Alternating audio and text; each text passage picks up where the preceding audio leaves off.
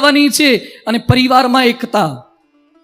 આજે ગણપતિનો પરિવાર જોઈએ છે ને, શિવ પાર્વતી ને ગણપતિ, વિશ્વનો એકમાત્ર એવો પરિવાર હશે કે પરિવારના 4 સભ્યોની પૂજા થતી હોય. શિવજીની પૂજા થાય, પાર્વતીની પૂજા થાય, ગણપતિની પૂજા થાય ને કાર્તિકેયની પણ પૂજા થાય. આજે સંકલ્પ કરીને ઊભા થજો કે ગણપતિમાંથી પ્રેરણા પ્રાપ્ત કરવી છે. મારા પરિવારના 4 સભ્યો પણ આવા પવિત્ર થવું છે, આવા પ્રમાણિક થવું છે, આવા અસ્મિતા સભર મારે થવું છે. તો આ અસ્મિતા આપણા હૈયામાં ઉજાગર થવી જોઈએ. એકતા. એક વિનંતી આપ સૌને મારે એ પણ કરવી છે કે થોડોક સમય તમારા બાળકોના સંસ્કાર માટે ને એકતા માટે ફાળવજો. આજે છૂટાછેડાનું પ્રમાણ બહુ વધવા લાગ્યું છે. પહેલા મારી પાસે અઠવાડિયામાં 2-3 છૂટાછેડા આવતા હતા. અત્યારે રોજના 2 છૂટાછેડાની એવરેજ છે. બહુ તેજી છે. બહુ છૂટાછેડાની ઘટનાઓ વધવા લાગી છે. અમદાવાદમાં એક છોકરી પોલીસ સ્ટેશને ફરિયાદ કરવા માટે ગઈ. પોલીસ કે બેન શું તકલીફ છે, કોના વિરુદ્ધ ફરિયાદ કરવી છે? એ કે મારા પતિ વિરુદ્ધ. કેમ? એ કે મને ઘરમાં પોતું મારવાનું કીધું. અલા, ઘરમાં પોતું મારવાનું કીધું, એમાં ફરિયાદ કરવાની? એ કે કેમ પોતું ના મારો? એ કે હું MBA થયેલી, અને MBA થયેલી પોતું મારે? MBA થયેલા પોતા ના ફેરવે, પથારી ફેરવે. ભણેલા ગણેલા પરિવારમાં પણ છૂટાછેડાની ઘટના બહુ જ વધવા લાગી છે. કરોડો રૂપિયા. અમારે ત્યાં એક લગ્ન થયા, એક ભાઈના, એના દીકરાના લગ્ન થયા. 8,000ની ડીશ, 8,000ની કંકોત્રી, 8,000ની કંકોત્રી, 18,000ની ડીશ. ભાઈ ફ્રેન્ડ્સ ગ્રુપ વાળા રાહુલભાઈ, છેલ્લા દિવસે જમાડો છો ને તમે? તમારા વતી જાહેરાત કરી દીધી મેં, તમે મને કીધું તું એટલે છેલ્લા દિવસે જમાડે છે. 18,000ની ડીશ આમણે ખવડાવી હતી. એટલે તમારે આ તો વિચારવું હોય તો વિચારતા ફાવે. 18,000ની ડીશ. જ્યારથી મેં સાંભળ્યું ત્યારથી મને પ્રશ્ન થયો, ભાઈ ખવડાવ્યું શું હશે? 18,000ની ડીશ. અને વર કન્યા માટેના રૂમ નહીં, સગાવાલા જેટલા આવ્યા એ બધાને 6 લાખ એક રાતનું ભાડું એવા રૂમમાં રાખ્યા. 6 લાખ ભાડાવાળા.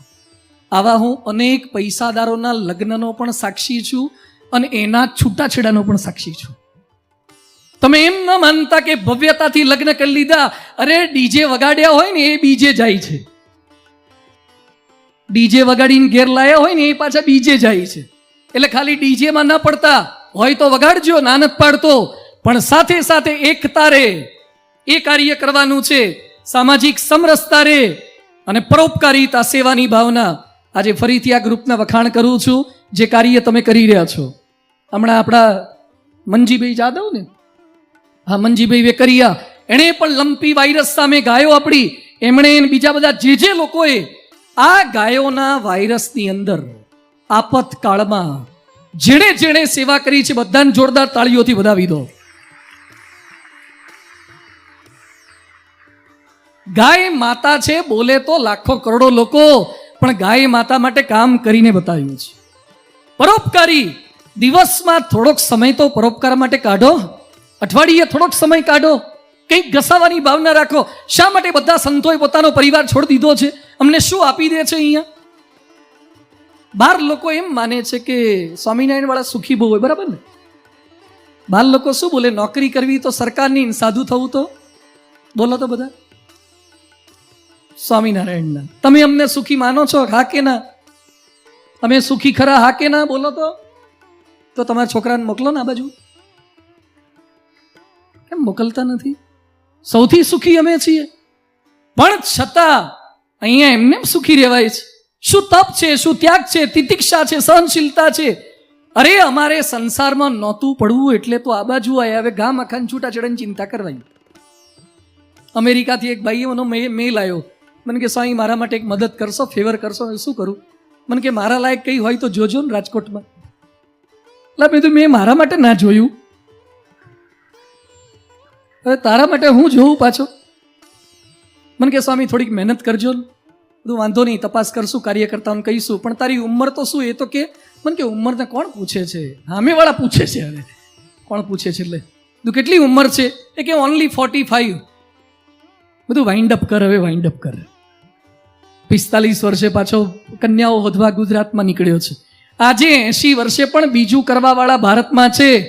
જ્યારે 20-22 વર્ષે ડૉક્ટર એન્જિનિયર થઈને ભગવા કપડાં પહેરી લે છે ને BAPSમાં, આ પ્રમુખ સ્વામી મહારાજનો ને મહંત સ્વામી મહારાજનો પ્રભાવ છે. આ ભારત વર્ષની અસ્મિતા છે. આ સાધુ સંતોએ જે પરિવાર છોડ્યો છે ને એ દેશ માટે. હમ ચલે તો હિન્દુસ્તાન ચલશે. આપણે ત્યાગના રસ્તા પર ચાલીશું તો દેશ ત્યાગના રસ્તા પર ચાલશે. આપણે પવિત્રના રસ્તા પર ચાલશું તો દેશ પવિત્રતાના રસ્તા પર ચાલશે. તો ચોક્કસ શક્ય બનશે. એટલે આજે આપ બધાને પણ વિનંતી છે, થોડુંક પરોપકારનું કાર્ય. અને ભુજ ભૂકંપવાસી તો સાક્ષી છે પરમ પૂજ્ય પ્રમુખ સ્વામી મહારાજના એ પરોપકારના. સૌથી પહેલા પહોંચનારી સંસ્થામાં અનેક સંસ્થાઓ હતી, પણ first to reach and last to leave it was BAPS, પરમ પૂજ્ય પ્રમુખ સ્વામી મહારાજ. ભુજમાં એમણે કાર્ય કર્યું છે. મારે ગણાવવું નથી, કારણ કે ગણાવવા માટે કોઈ કાર્ય કરતા નહોતા. પણ છેલ્લું મારે કાર્ય ગણાવવું છે. હમણાં રશિયા યુક્રેનનું યુદ્ધ ચાલુ હતું, એમાં નરેન્દ્રભાઈ મોદીનો સંતો પર ફોન આવ્યો. એમણે કીધું, સ્વામીજી આપણા ભારતીય યુવાનોને પાછા લાવવા છે, પણ એ લોકોને તકલીફ પડે છે, એ લોકોને ખાવાની તકલીફ છે, ઉતારાની તકલીફ છે. અને મને આશા છે કે BAPS સંસ્થા કામ કરી શકશે. રાત્રે 12:30 થી 1:30 વાગ્યા સુધી સંતો ઓનલાઈન મિટિંગમાં જોડાયા. અને 2 દિવસમાં તો Switzerland, Germany, Paris, Austria, Netherland, Poland બધા દેશોમાંથી 67 સ્વયંસેવકો ત્યાં પહોંચી ગયા. 10 દિવસ સુધી BAPS સંસ્થાએ રસોડા શરૂ કર્યા. અને ભારતથી યુક્રેન ભણવા ગયેલા 10,000થી વધારે વિદ્યાર્થીઓને સાચવ્યા, રમાડ્યા, જમાડ્યા અને પ્લેનમાં બેસાડવા સુધીની સેવા BAPS સંસ્થાએ કરી છે. ભુજમાં રસોડું શરૂ કરવું સહેલું છે, પણ જ્યાં રશિયાની મિસાઇલો આવતી હોય, બોમ્બ ફૂટતા હોય, ત્યાં રસોડા શરૂ કરવા અઘરા છે. અને નરેન્દ્ર મોદી ફોન કરે BAPS સંસ્થાને કે મને વિશ્વાસ છે આ કાર્ય BAPS સંસ્થા કરી શકશે. ભારતનું નામ સુધારી દીધું પરમ પૂજ્ય પ્રમુખ સ્વામી મહારાજે પરોપકારિતાથી અને પરમાર્થતાથી. આજે જણાવતા આનંદ થાય છે કે ભારતની છબી આખી, આજે આપણે ગણપતિ પધરાયા છે ને, વિદેશના લોકો ગણપતિને જોઈને શું બોલે? Elephant God. અને હનુમાનજીને મંકી ગોડ બોલતા હતા. પ્રમુખ સ્વામી મહારાજે લંડનમાં મંદિર પધરાયું અને એમાં ગણપતિ હનુમાનજી પધરાઈ દીધા. લંડનમાં અત્યાર સુધીમાં 24 લાખ ગોરા વિદ્યાર્થીઓ આવી ગયા, 24 લાખ વિદેશી વિદ્યાર્થી. અને બધા જ ગણપતિ અને હનુમાનજીને વંદન કરે. અને આપણે નિયમ રાખ્યો છે, ત્યાં સ્કેચ બુકમાં હનુમાનજી ગણપતિના ચિત્ર દોરતા થઈ ગયા વિદેશી વિદ્યાર્થીઓ.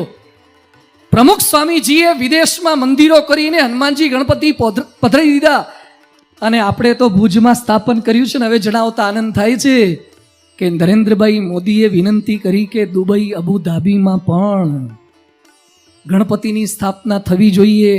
અને કરી શકે એવું હોય તો કોણ કરી શકશે? તો BAPS સંસ્થા કરી શકશે. ત્યાંના શેખે 28 એકર જમીન ડોનેશનમાં આપી. મુસ્લિમ શેખે 28 એકર જમીન આપી, બીજી પાર્કિંગની આપી. અત્યારે મંદિરનું કામ ચાલુ છે. અને ગઈકાલે જ ભારતના વિદેશ પ્રધાન S જયશંકર ત્યાં જઈ આવ્યા, ઈંટ મૂકી આવ્યા, અનેક લોકો આવી ગયા. આપને જણાવતા આનંદ થાય છે કે વિદેશની ભૂમિ ઉપર આવનારા વર્ષમાં આપણા ગણપતિ દાદા, હનુમાનજી, રામ, કૃષ્ણ, સીતા બધાને પ્રમુખ સ્વામી, મહંત સ્વામી ત્યાં પધરાવાના છે. હમ ચલે તો હિન્દુસ્તાન ચલે. હિન્દુસ્તાન ખાલી ભારતમાં જ નહીં, પરંતુ વિશ્વના અનેક દેશોની અંદર ભારતની અસ્મિતા જગાવી છે. આવનારા વર્ષોમાં અમેરિકામાં 254 એકરમાં અક્ષરધામ બની રહ્યું છે. અને સાથે સાથે મહંત સ્વામી મહારાજે, પ્રમુખ સ્વામીનો સંકલ્પ હતો કે ભુજ પણ સંસ્કારી નગરી છે. કચ્છ નહીં દેખા તો कुछ नहीं देखा, और कच्छ में कुछ ऐसा बनना चाहिए जो नहीं देखा तो कच्छ भी नहीं देखा. કચ્છમાં કંઈક એવું બનવું જોઈએ. એટલે જે અક્ષરધામ ગાંધીનગરમાં છે, જે અક્ષરધામ દિલ્હીમાં છે, જે અક્ષરધામ અમેરિકામાં છે, જે મંદિર દુબઈ, અબુધાબીમાં છે, એવા જ પ્રકારનું સુંદર મંદિર એરપોર્ટ રોડ ઉપર BAPS સંસ્થા બનાવી રહી છે. આવનારા વર્ષોમાં આપની પેઢીઓ સંસ્કારી બને. યાદ રાખજો, તમે સ્વામિનારાયણના હો કે ના હો, આ મંદિર ભારતવાસી માત્ર માટે બની રહ્યું છે, માનવ માત્ર માટે બની રહ્યું છે. કોઈ સંતોને રહેવા માટે, સુવા માટે મંદિર નથી બનાવતા. અમારી તો પાછળની કોઈ પેઢી જ નથી, પણ તમારી પેઢી વધારે સારી થાય ને એના માટે આ મંદિર બનાવી રહ્યા છે. બાળ સભાઓ, સંસ્કાર સભાઓ એ આ મંદિર દ્વારા થશે. આપ સૌને મારી વિનંતી છે, આવનારો સમય બહુ ભારે છે. તમારા જ સંતાનોને સંસ્કાર આપવાને અતિશય અઘરું છે. એક ભાઈ મારી પાસે આવ્યા, મને કે સ્વામી મારો છોકરો બાઇકની માગણી કરે છે, તો બાઇક આપી દો પૈસા હોય તો. મને કે સ્વામી હજી તો 8માં ભણે છે, તો ના અપાય. મને કે એને સમજાવો ને, તું રજા હોય તો લઈ આવજો. મને કે એને કાયમ રજા જ છે. તું કેમ? એણે નક્કી કર્યું છે કે જ્યાં સુધી બાઇક ના આપો ત્યાં સુધી સ્કૂલે ના જવું, અને બાઇક નહીં આપો તો ટ્રક નીચે ઘૂસી જઈશ અને આત્મહત્યા કરીને મરી જઈશ. તો આ તો ભારે કહેવાય. તું લઈ આવો તો એને. મને કે બહાર જ બેસાડ્યો છે, એટલે એને ઓફિસમાં લાવે. મેં કીધું તમે બહાર જાઓ, એને બેસાડો. એ છોકરો 8મા ધોરણમાં ભણતો છોકરો મારી પાસે બેઠો, એટલે તમારા જેવા કોઈક ભક્ત છે ને કાજુ કતરી આપી ગયા હતા, એટલે મેં એના મોઢામાં 2 કાજુ કતરી ખવડાવી. કારણ કે રેઝર ફેરવતા પહેલા બ્રશ થોડો ફેરવ્યો તો સારો પડે, થોડું કોણું કર્યું હોય તો પછી અસ્ત્રો મારતા ફાવે. એટલે મેં કાજુ કતરી ખવડાવી. એટલી સરસ રીતે વાતો કરી. 20 મિનિટ પછી એ છોકરો મને કે સ્વામી અત્યાર સુધીમાં હું એટલા માણસોને મળ્યો છું, પણ તમારા જેવો કન્વિન્સિંગ પાવર મેં કોઈનામાં જોયો નથી. શું તમે દાખલા દલીલથી સમજાવી દીધું? તમારામાં લોજિક પાવર છે, સાયન્સ છે, મિકેનિઝમ છે, અધ્યાત્મ છે, ગજબની તમારી સમજાવવાની શક્તિ છે. એટલે 2 ઘડી તો મને આનંદ થઈ ગયો કે આ આપણને ઓળખી શક્યો. તું બોલ હવે શું કરીશ? મને કે તમારી પાસે આટલી સરસ સમજાવવાની શક્તિ છે તો મારા પપ્પાને સમજાઈ દો ને, મને બાઈક લઈ આપે. ડોબા 20 મિનિટ એના માટે નહોતી કાઢી. આ નવી પેઢીને સમજાવવી, સુધારવી અતિશય અઘરી છે. પણ છતાં આવા છોકરાઓ પણ અમારી પાસે આવે છે ને લાઈને ચડે છે. આજે હું આપને છેલ્લે એટલી જ વિનંતી કરું છું, BAPS સંસ્થા હોય કે કોઈ પણ સંસ્થા હોય, કોઈ પણ ધાર્મિક સંસ્થા, થોડાક સંકલ્પ આપને મારે કરાવવા છે. પ્રમાણિક જીવનનો સંકલ્પ કરીને ઊભા થજો, પવિત્ર જીવનનો સંકલ્પ કરીને ઊભા થજો, નિર્વ્યસની જીવનનો સંકલ્પ કરીને ઊભા થજો. અને કોઈ પણ જ્ઞાતિનું, કોઈ પણ ધર્મનું, કોઈ પણ સંપ્રદાયનું ક્યારે ખરાબ બોલવું નહીં, એ પ્રતિજ્ઞા કરીને ઊભા થજો. જે કરે છે બધા જ સારું કરી રહ્યા છે. મારાથી થાય એટલી મારે તનથી, મનથી, ધનથી મદદ કરવી છે. અને ભારતનું ક્યારે ખરાબ બોલીશ નહીં, ખરાબ લખીશ નહીં, ખરાબ વિચારીશ નહીં. અને ભારતને મારે જુદી હાઈટ પર પહોંચાડવું છે. ચંદ્રયાન ઉપર પહોંચાડીએ છે ને, હજુ તો આવનારા દિવસો જોજો તમે. આવનારા દિવસોમાં અયોધ્યામાં રામ મંદિર થાય, એ પણ આપણો ભારત વર્ષનો સંકલ્પ છે. આપણે બધા એક રુચિવાળા, એક અવાજવાળા થઈએ, રામ મંદિર થશે. હજુ તો શરૂ થયું છે, કાશી ને મથુરા તો બાકી છે, એ પણ થશે. બધા જ એક વિચારવાળા થઈએ તો ચોક્કસ એ શક્ય બનશે. અહીંયા બેઠેલા યુવાધનને પણ મારી વિનંતી છે, ભુજના ભક્તજનો, નગરજનોને પણ વિનંતી છે, કચ્છના વિવિધ પ્રાંતમાંથી, વિસ્તારમાંથી આવેલા, નલિયાથી પણ કેટલાક આવ્યા છે, માંડવીથી પણ કેટલાક આવ્યા છે, એ બધાને મારી વિનંતી છે, ગણપતિ વિઘ્ન વિનાયક છે. આપના જીવનમાં આવતા તમામ વિઘ્નોને ભગવાન દૂર કરે. આપ નોકરીમાં, ધંધામાં, પરિવારમાં પ્રગતિ સાધી શકો. વિઘ્નેશ્વરાય વરદાય સુરપ્રિયાય, એ વિઘ્નેશ્વરના ચરણોની અંદર આપણે પ્રાર્થના કરીએ છીએ. આપણે બધા જ તને મને ધને સુખી સંપન્ન થઈએ અને ભારત વર્ષ માટે કંઈક કરી છૂટવાની પ્રતિજ્ઞા સાથે ઊભા થઈએ. ભારતની ટીકા ન કરીએ, પણ ભારતને ટેકો આપીએ. ભારત માટે સૂચનો ના આપીએ, આદેશો ના આપીએ, પણ કંઈક સંકલ્પ કરીએ અને પ્રતિજ્ઞાબદ્ધ થઈએ. આટલા સુંદર આયોજન બદલ ફ્રેન્ડ્સ ગ્રુપના રાહુલભાઈ, સમગ્ર ટીમ, સમગ્ર સંચાલકોને પણ અભિનંદન છે. આપ બધા પણ મોડે સુધી આ લાભ લેવા માટે આવો છો. અલગ અલગ કાર્યક્રમો અહીંયા ગોઠવાય છે, પણ આજનો કાર્યક્રમ થોડોક રાષ્ટ્રીયતાને સમર્પિત કાર્યક્રમ, કારણ કે આઝાદી કા અમૃત મહોત્સવ 75 વર્ષ થયા છે, ત્યારે અમૃત મહોત્સવ ભારત વર્ષ ઉજવે છે. 100 વર્ષ થાય ને ત્યારે ભારતનો શતાબ્દી અમેરિકા ઉજવે ને એવું આપણે કરી દેવું છે. કેનેડામાં ઉજવાય, UK, યુરોપમાં ઉજવાય. અને છેલ્લે આપ સૌને મારે આમંત્રણ આપવું છે. પરમ પૂજ્ય પ્રમુખ સ્વામી મહારાજ, જેમણે 17,000 ગામમાં વિચરણ કર્યું, 2.5 લાખ ઘરમાં ગયા, 7 લાખ પત્રો લખ્યા, વિશ્વના ખૂણે ખૂણે જઈ અમેરિકામાં 118 હિન્દુ મંદિરોની સ્થાપના કરી છે. 118. UK, યુરોપમાં 35, ઓસ્ટ્રેલિયા, ન્યુઝીલેન્ડની અંદર 17 જેટલા, આફ્રિકામાં 37 જેટલા, આ મંદિરો પ્રમુખ સ્વામી મહારાજે 6 ચોપડી ભણેલા એક સંતે વિશ્વના ખૂણે ખૂણે ભારત ઊભું કરી દીધું છે. તમે દુનિયાના કોઈ પણ ખૂણે જશો ને તો ભારતીયતા ટકી રહે ને એના માટે BAPS સંસ્થાના સંતો ભક્તો પ્રયત્ન કરી રહ્યા છે. એવા પ્રમુખ સ્વામી મહારાજને અંજલિ આપવાની છે. જે ગાંધીજીએ રાષ્ટ્રનું આવું કામ કર્યું એને રાષ્ટ્રપિતા તરીકે નવાજીએ છીએ. જે સરદારે રજવાડા એક કર્યા એને સ્ટેચ્યુ ઓફ યુનિટી તરીકે સ્થાપના કરીએ છીએ. જે પ્રમુખ સ્વામી મહારાજે ભારતને અને ભારતીયતાને બચાવવા માટે પ્રયત્ન કર્યો છે એવા પ્રમુખ સ્વામી મહારાજનો અમદાવાદમાં કર્ણાવતીમાં 15 ડિસેમ્બરથી 15 જાન્યુઆરી સુધી 600 એકરની જમીન પર SP રિંગ રોડ ઉપર સરદાર પટેલ રિંગ રોડ ઉપર મહોત્સવ, શતાબ્દી મહોત્સવ ઉજવવાનો છે. આજ સુધી ગુજરાતના ઇતિહાસમાં, ભારત વર્ષના ઇતિહાસમાં ક્યાંય ન થયો હોય. ગ્રાઉન્ડ ઉપર અત્યારે 3500 સ્વયંસેવકો અને 100 સંતો સેવા કરી રહ્યા છે. કુલ 60,000 સ્વયંસેવકો અને 1200 સંતો ગ્રાઉન્ડ પર સેવા કરશે. જ્યાં 60,000 સ્વયંસેવકો કામ કરવાના હોય તો રોજના મુલાકાતીઓ કેટલા હશે? તમારે ફ્રેન્ડ્સ ગ્રુપમાં આટલા ભેગા કરવા હોય તો સ્વયંસેવક હોય છે. 60,000 વોલિયન્ટર CA થયેલા, ડોક્ટર થયેલા, FCA થયેલા, MCA થયેલા પોતાના નોકરી ધંધા મૂકીને સેવામાં આવી ગયા છે. અમદાવાદમાં 1 મહિના દરમિયાન જે મહોત્સવ ઉજવાશે એ ખાલી પ્રમુખ સ્વામીનો શતાબ્દી નથી, એ ભારતીયતાનો શતાબ્દી મહોત્સવ છે. એ સંસ્કૃતિનો શતાબ્દી મહોત્સવ છે. એ હિન્દુ સંસ્કૃતિનો શતાબ્દી મહોત્સવ છે.